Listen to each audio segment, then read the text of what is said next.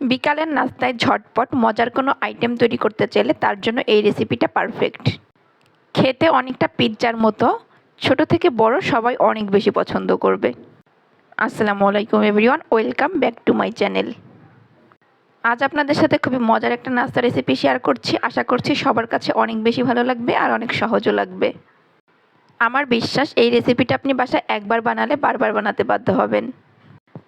আপনারা চাইলে বাচ্চাদের টিফিন বক্সেও এই রেসিপিটা দিতে পারেন।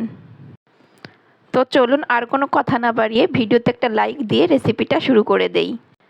এই স্পেশাল এই নাস্তাটা তৈরি করার জন্য আমি প্রথমে চুলে একটা প্যান বসিয়ে দিয়েছি আর প্যানের ভিতরে আমি অ্যাড করে দিচ্ছি হাফ কাপের মতো পানি। এখন আমি পানির ভিতরে অ্যাড করে দিব 1 প্যাকেট ম্যাগি নুডলস। আপনারা যে কোনো ব্র্যান্ডের নুডলস এখানে ব্যবহার করতে পারেন, কোনো সমস্যা নেই। এরপর নুডলসের ভিতরে যে মশলাটা থাকে মশলাটাও আমি নুডলসের সাথে অ্যাড করে দিচ্ছি।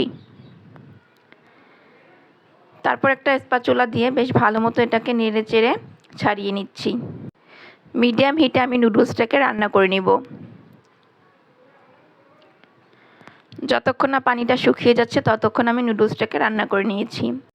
এই পর্যায়ে এগুলো রান্না করা হয়ে গিয়েছে, পানিটাও শুকিয়ে গিয়েছে দেখতে পাচ্ছেন। আমি এখন এগুলোকে একটা সাইডে রেখে দিচ্ছি। আমি একটা মিক্সিং বোলের ভিতর নিয়ে নিচ্ছি ডিম। আমি এখানে 2টা ডিম ব্যবহার করেছি আর ডিম 2টা অবশ্যই কিন্তু আমি রুম টেম্পারেচারে নিয়েছি।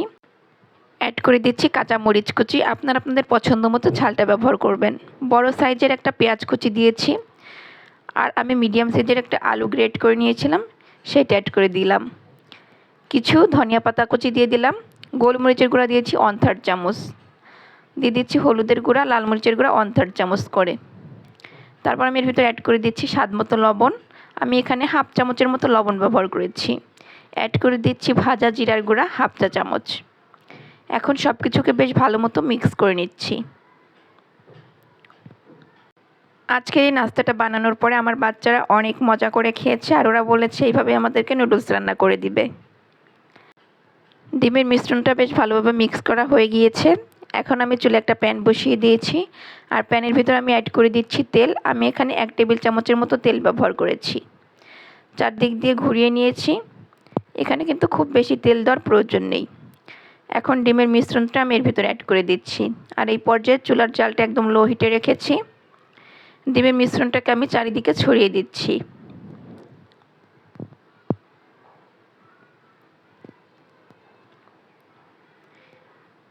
এরপর আমি যে নুডলসটা রান্না করে রেখেছিলাম সেই নুডলসটা আমি এর উপর দিয়ে বিছিয়ে দিচ্ছি। অবশ্যই কিন্তু এই পর্যায়ে চুলার জালটা মিডিয়াম হিটে রেখে দিবেন, তা না হলে কিন্তু নিচের দিকটা পুড়ে যাবে আর উপরের দিকটা ভালো মতো সিদ্ধ হবে না। ছোটো সাইজের একটা টমেটো আমি কুচি করে নিয়েছিলাম, এখন সেগুলোকে আমি উপর দিয়ে একটু ছড়িয়ে দিচ্ছি। জাস্ট ডেকোরেট করার জন্য আমি এটা ব্যবহার করেছি। টমেটো আমার খুবই ফেভারিট, তাই আমি টমেটো ব্যবহার করেছি। আপনারা চাইলে অন্য সবজি ব্যবহার করতে পারেন, চাইলে এখানে ক্যাপসিকামও দিতে পারেন। এরপর আমি উপর দিয়ে কিছুটা চিজ ছিটিয়ে দিচ্ছি। এগুলোকে আমি গ্রেট করে নিয়েছিলাম। এখন ঢাকনা দিয়ে ঢেকে একদম লো হিটে আমি এটাকে রান্না করে নিব প্রায় 7-8 মিনিটের মতো। এখন ঢাকনা তুলে নিয়েছি। আমি নিচের দিকটা দেখিয়ে দিচ্ছি কতটা সুন্দর হয়েছে। মাশাআল্লাহ, একদম পুড়ে যায়নি আর পারফেক্ট একটা কালার হয়েছে। এখন আমি এগুলোকে প্যান থেকে তুলে একটা প্লেটে নিয়ে নিচ্ছি।